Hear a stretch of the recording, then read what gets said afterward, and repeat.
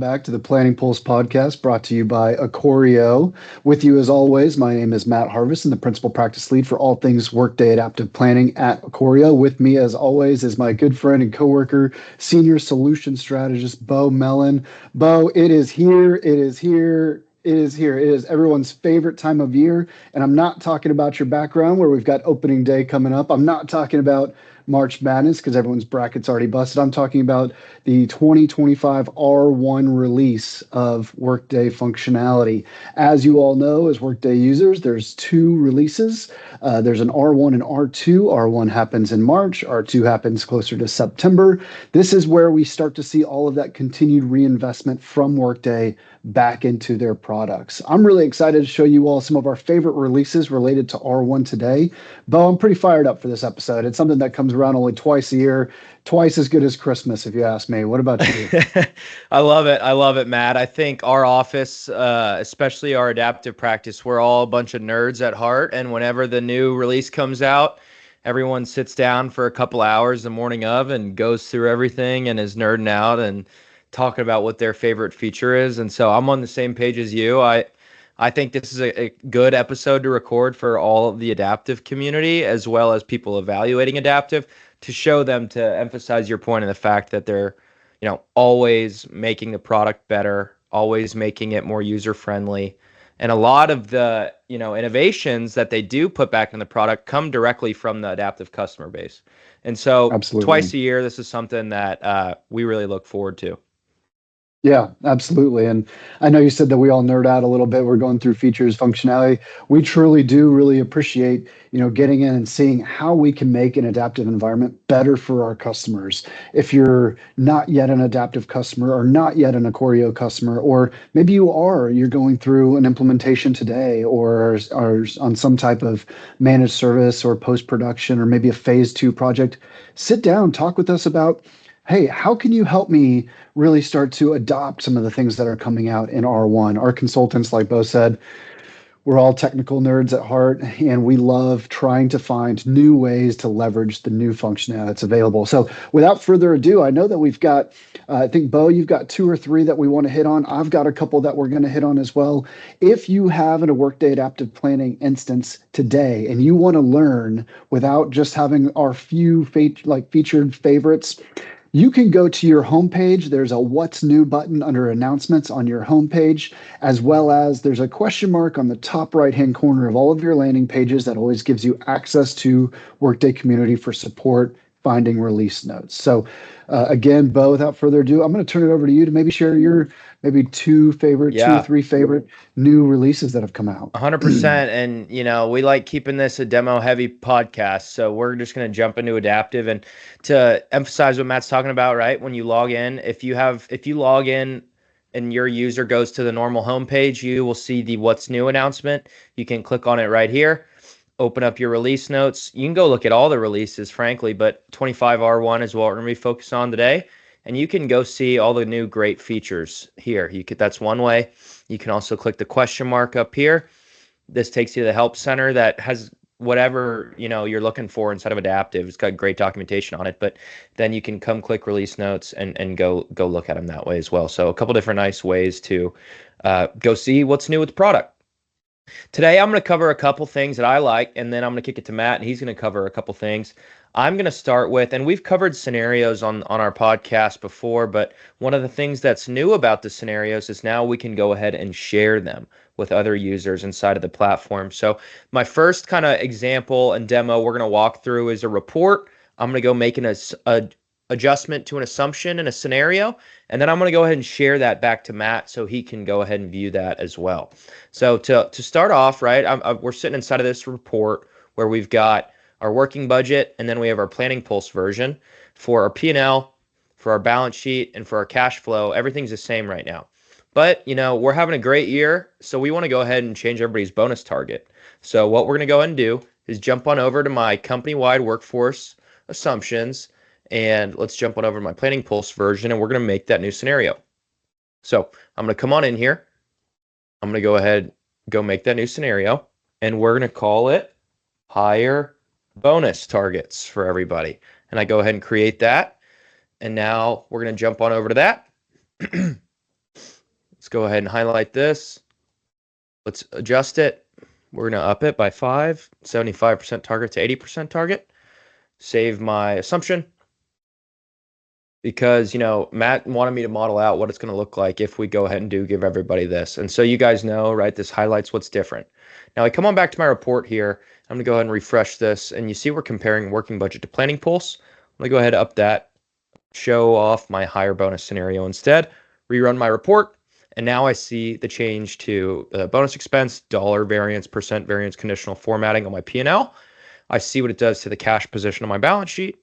I see what it does to the ending cash balance on my statement of cash flows. And I see what it does to the cost per employee KPI down at the bottom.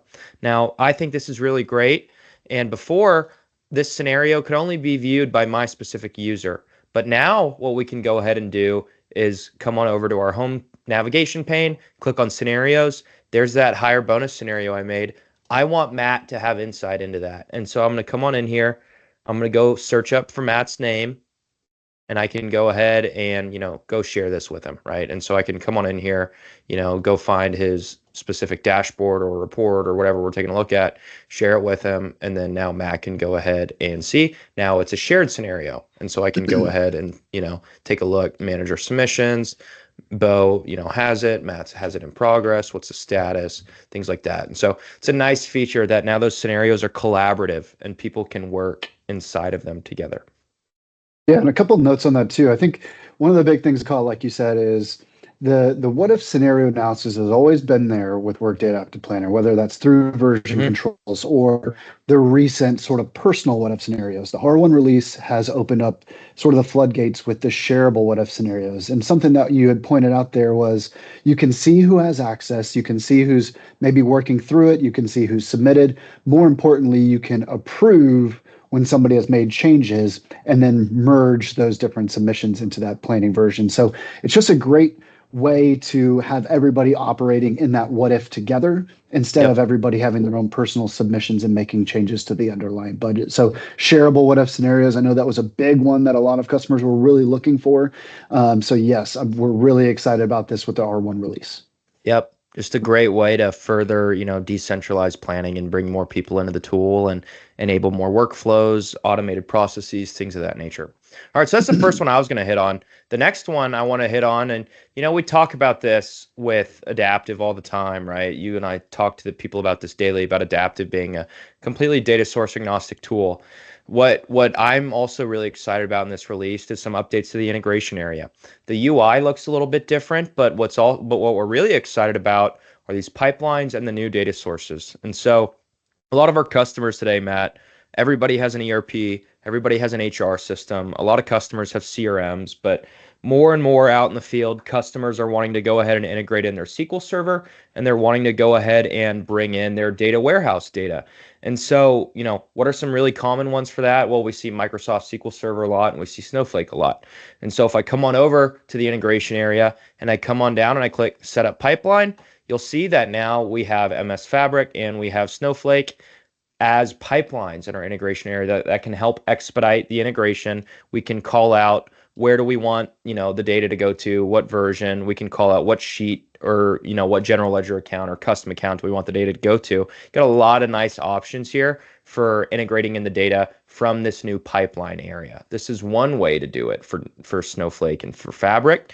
The other way, Matt, is I can come on to the normal design integrations area that, everybody that has active integrations today knows about, but something that's going to be a little new for you.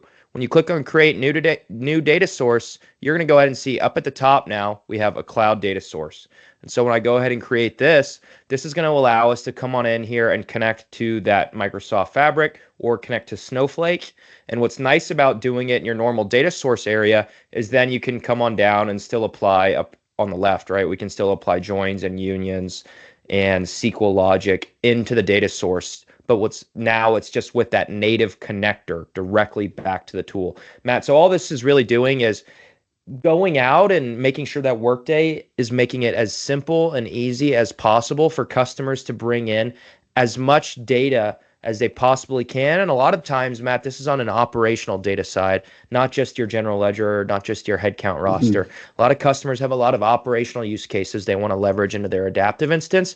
And being able to connect to these data warehouses with a very easy native connector now, or through the integration pipeline, is just going to make it that much easier in the long run to be able to make sure we can bring all that data in on an automated cadence. So, Matt, those are the two that I really like out of this new update. I'm gonna go ahead and kick it over to you and see some of the things that you like. Yeah, absolutely. And I want to point out that, Beau's things, are a little bit more technical than the ones that I'm going to show you all today. I like to show the fun stuff. I like to make Yeah. Beau be the one that shows all the technical stuff. So, what I always have this saying too, Beau. It's like when you think of an idea, like it can seem like like takes a long time to get there. And why I say that is the next thing that I want to show is actually putting reports directly on dashboards. It's something that I've had this idea of for what feels like years and years and years, but we all know that Workday has items on the roadmap and moves things along a lot faster than that. But if you all remember in a previous Planning Pulse episode, we went in and we added this matrix report as a link inside of our dashboard. So previously we could put in report links inside of our dashboard. Now what we're able to do is actually put the physical report inside of our dashboard. I'm just going to open this up. I'm going to select Pulse. So I get that same Planning Pulse matrix. And as you can see, instead of having to click the link, now I've got this actual report here looking good here for us. I'm going to just expand it a little bit for us and click done. Now I've got that report view directly inside of my dashboard. I don't have to go out or use the link. I don't have to, Yeah. create different metrics from reports and then pull them into KPIs. I've got the ability to have the report right here. So my users can come in, they can see their charts, their graphs, their dials. They can make changes to their respective sheets, modeled sheets, cube sheets, whatever they need, and then also see the impact side by side, version to version. However, the report is built, they can go ahead and see that impact right away. So, reports on dashboards, like I said, it's one of those things that, because we're inside of Adaptive all the time, Beau, it's, we probably have been thinking about how do we get reports on dashboards for a really long time. So, I'm glad that is made the R1 cut here for us. And then the second thing I Yeah. want to talk about is also a little bit of fun, is how do we get reports out of Adaptive to our users? Like, how do we get a report like the one that we're seeing here to our users without making them log in and either go to a dashboard or go to the report? And there's a new enhancement that's come out, and it's actually the ability to schedule report bursting to multiple users and including an attachment of that report inside of that burst. So before I dig into exactly how to do that, I want to highlight that there is an administrative change or administrative permission that is needed right here called send attachments and notifications. If you're an administrative user and you want your team to be able to send attachments, check this box. If you're not an administrative user and you want to be able to do this, check with your admin about getting this permission set up. There are a few things to consider whenever we start to take reports outside of Adaptive. One of the reasons that this hasn't been done in the past is because we really wanted to manage and maintain that users are only able to see data that is relevant to their security clearance, right? Their levels or their dimension access controls. So that's still going to remain intact, but now we can actually create this schedule, and we'll just call it schedule for the purpose of today, and we're going to have it end here. And now I can send this report as attachment. So some things you may want to consider is putting a password in place to protect this data. So you could share this password with your team if you wanted to. But as you can see, there are confirmations down here where it just says, I acknowledge that I'm going to allow these different users, the ones that I've elected for at the top as I'm picking which users want to see this, that they have data, access to view the data. So those are the things that we want to keep in mind. Is historically this hasn't been done, but that's primarily for security and access privileges. Now we're mitigating that a little bit with password protect, as well as specific users and user group access to these reports. So I know, Beau, you had a little bit more technical, a little bit more advanced functions and features that you really liked, but I know sending reports as attachments has been something that a lot of our customers have wanted to do or wanted to see, as well as dropping reports directly into Adaptive. Again, being able to complete the entire planning process without having to leave sort of that comfortable home that is a dashboard. So I think if I had Yeah. to narrow it down for myself, the two favorite things that I'm really excited about, those would be it for us. I think those are game changers, Matt. I mean, I was talking with, Mackenzie, who's been on this podcast many times. She absolutely loves the matrix reports and dashboards. And then one of our other friends in the adaptive community, Cameron, he's fired up too. A lot of people are really excited about the reporting and dashboarding updates, as well as the attachments, right? It's something that we constantly are trying to figure out ways to get as many people inside of the organization to gain value out of adaptive. Both of those things you showed just emphasize that and make it easier and easier for more people to get value out of adaptive. I don't even know, Matt, why anybody would ever leave a dashboard. Honestly, no, that's my take as a dashboard lover. No, well, maybe it's to go into something like Office Connect, right? We want to That's be able true. to That's true. You got me get there. back into the friendly confines. But no, speaking of, I know you said everyone's excited inside the adaptive community because the releases that are coming out, like Workday never ceases to amaze. They continue to put the money back into the tool to make it better, easier, faster, more functional for all of our users. And reports on dashboards, shareable what if scenarios. All of these enhancements that we're seeing right now are ones that we've been talking to customers about for a long time. They want to see it, and Workday has listened. They've brought it to the table. That's why March and September are always great times of year. Obviously, I can see the backgrounds. It's not the Ranger Stadium, but I'll allow it. Let's go. But you've got March Madness as well. I just love this time of year. And if I'm ranking top three, I don't know, opening day, March Madness, R1 release, it's a tough one to put who's That's a going to be first, gauntlet. second, and third in that one. That's a That's a gauntlet. gauntlet. But we're also going to have the R2 release coming up in September. We typically will do a webinar series on the R2 release, so be on the lookout for that as we get a little bit closer to R2. But Beau, any last words or comments for our listeners here today? No, I think for all, of our existing customers and for any adaptive customers at all, reach out to us. Our consultants and me and Matt like talking to people about what's new and how we can optimize your environment. So please do reach out to us and make sure as well, if you're watching on YouTube, you like and subscribe the Ocorio channel where we're trying to pump up our numbers. So thank you guys for tuning in. But no, that's it for me, Matt. Absolutely. Well, thank you all for listening and sticking with us. If this is your first time watching the Planning Pulse podcast brought to you by Ikorio, like Beau mentioned, I suggest you go back and watch some of our previous episodes. If you're considering purchasing Adaptive, maybe you don't have it yet and you want to learn more, we've got episodes geared to you as well. But going forward, we're going to get back on track with our mini series. I know we've got some great subjects coming up, some industry specific as well as use case specific scenarios and subjects to talk about.